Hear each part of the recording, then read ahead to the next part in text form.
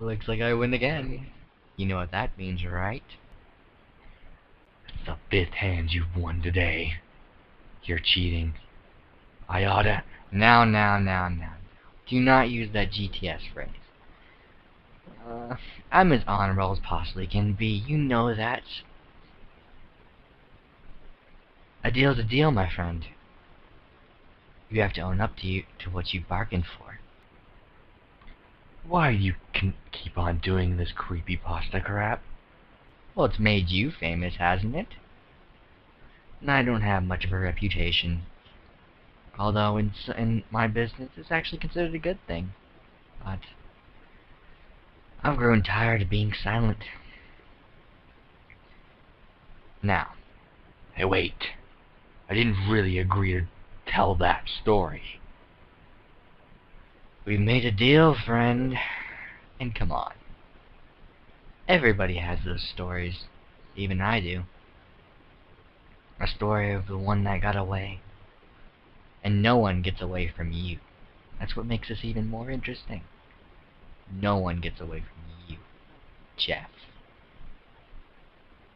The dark, silent room, with only the moonlight shining through the window, is the only source of light illuminating over Sarah's room. Sarah was 15, long blonde hair and light skin. She was one of those girls that would not miss a day of school, so she wanted to go to sleep right away so she can catch the bus. Sarah couldn't fall asleep for some reason. She kept telling herself, fall asleep, fall asleep. After a while, Sarah got the feeling that someone was watching her.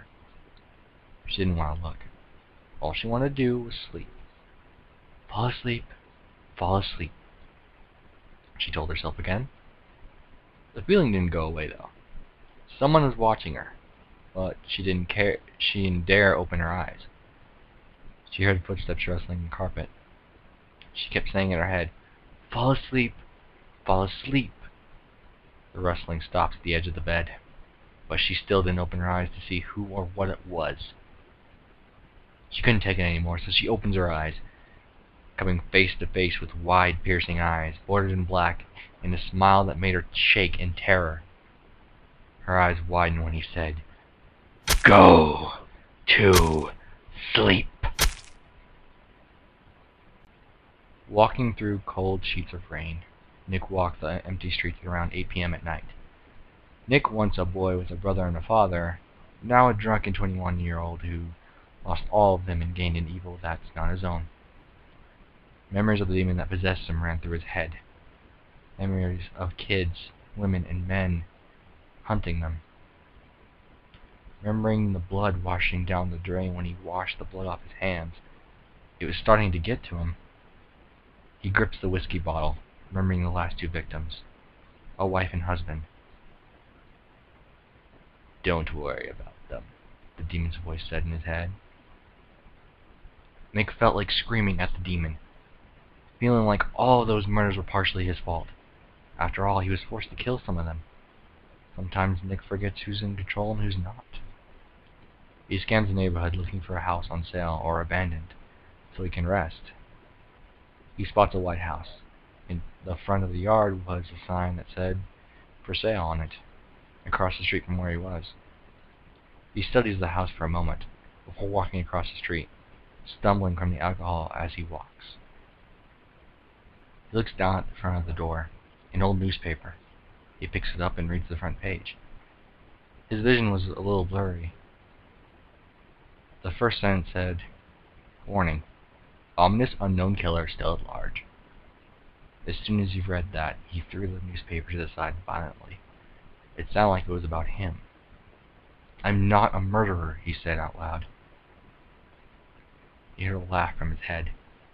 It was the demon within. He was certain. He took out a pen to unlock the door and steps in. The place was empty.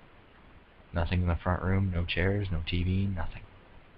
He went looking for the kitchen to see if the people living there previously left any canned food. The first cabinet contained a can of tuna. Using one of his claws to open, he searches the house for a while. Nick went back to the front room, finishes the can, and throws it on the ground. He went to the wall next to the front door, slamming his back to it and sliding down. He took a drink of the whiskey bottle and fell asleep. After an hour, Nick was woken to a crashing sound. He looks around for a while.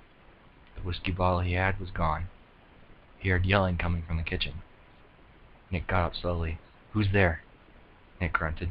No response. Nick walks toward the kitchen. When he got to the kitchen, no one was there. But he looks behind the counter. His whiskey bottle was lying on the ground in pieces with the alcohol covering the floor. Nick sensed something wasn't right. He looked quickly behind him. Nothing stood in the darkness of the room. Nick decided to search the house again, to make sure he was the only one.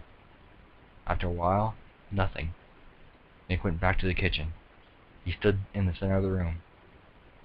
"Be on your guard," the demon said in Nick's head. Nick felt annoyed by him. He heard light footsteps behind him.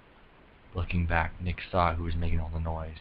Long black hair, white hoodie, and black pants. His face was pale. With piercing eyes bordered in black, Nick noticed the long, horrendous smile on his face. This put Nick on edge. "Who the hell are you?" Nick said. "Jeff," the psychopath said. "Jeff, the killer," Jeff said, eyeing Nick as he pulled out his knife. "You're not normal, are you, Red Eyes?" Jeff said in a chuckle. Nick started to say something before Jeff lunged at him with the knife. Nick moved out of his range when a second knife slashed at Nick's right, cutting his arm. The other knife came back, stabbing Nick in his gut. Jeff backed up and started giggling. Jeff's laughter was interrupted by Nick's laughing like crazy. "You have no idea how long it's been since I had a fight," Nick said as he jerked the knife from his gut. Jeff charged at Nick, lunging his knife, aiming at Nick's chest. Nick put his hand in front of Jeff's knife. The knife went only halfway through Nick's hand.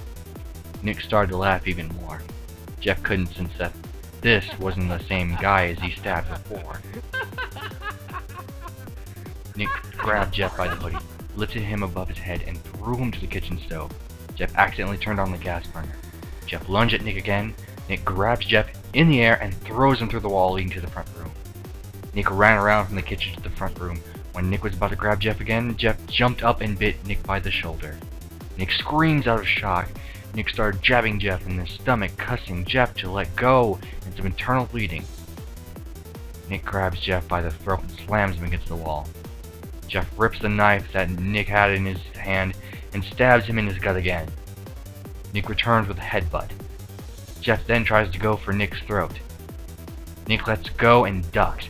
He came back up with the uppercut, cutting Jeff with Jeff's white hoodie.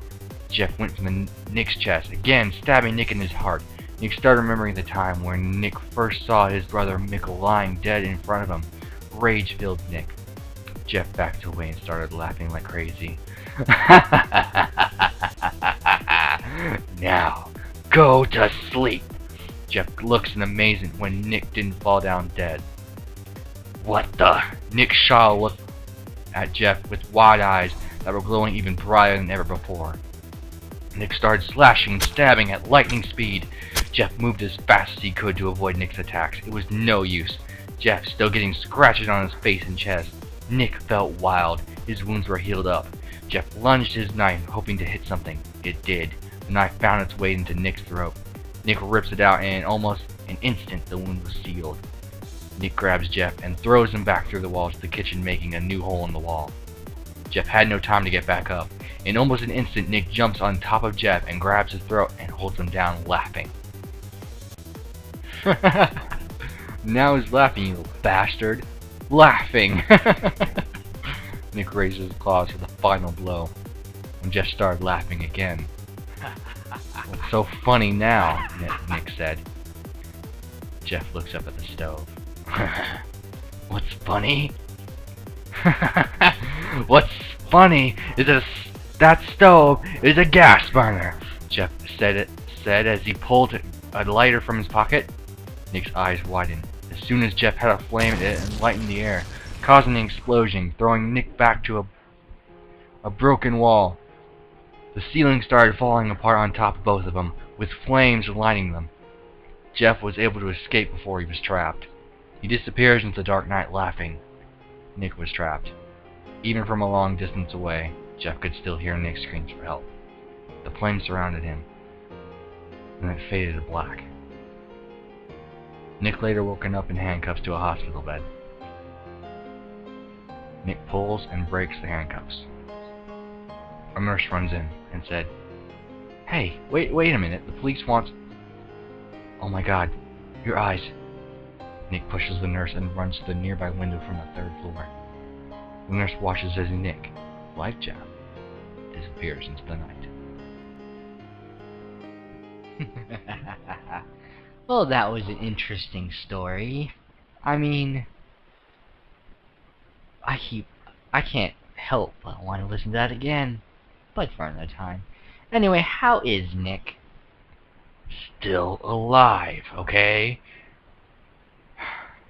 Why do you keep doing these things? I mean, you keep asking us, bothering us about our stories. Me, Slendy, some other dudes that I don't even know. I mean, why don't we tell some of your stories? That's not how it works, Jeff. Plus, mine are special, and they need to be treated as such. I'm saving them for a very special occasion. Well, I mean, what's so special about your stories? They're no different from mine. You're not very artful when it comes to your kills, Jeff. Oh, sure, you have a very catchy phrase, "Go to sleep." But really, you're just some regular psychopath, in my opinion. Anyway, coming back next week for poker night? As long as you bring the clam dip.